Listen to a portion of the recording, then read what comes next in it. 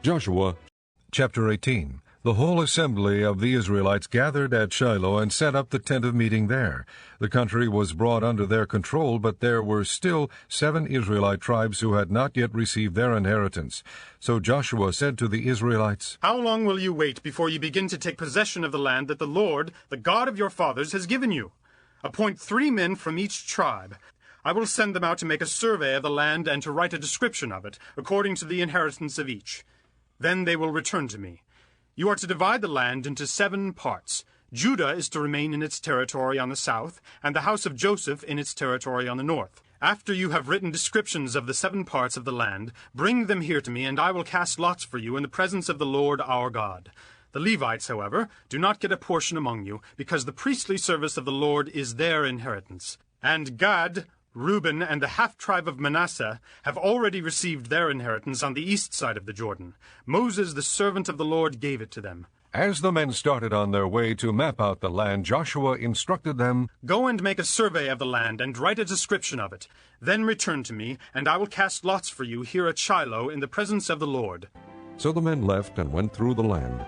They wrote its description on a scroll, town by town, in 7 parts, and returned to Joshua in the camp at Shiloh.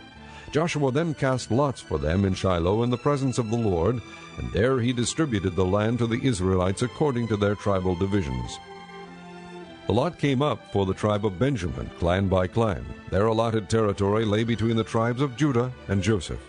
On the north side, their boundary began at the Jordan, past the northern slope of Jericho, and headed west into the hill country, coming out at the desert of Beth-aven.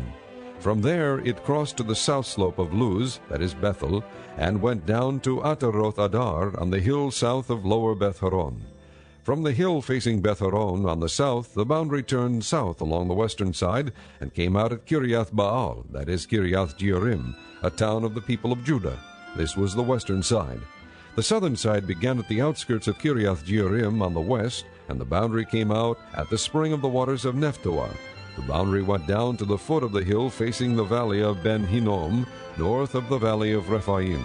It continued down the Hinnom valley, along the southern slope of the Jebusite city, and so to En-Rogel.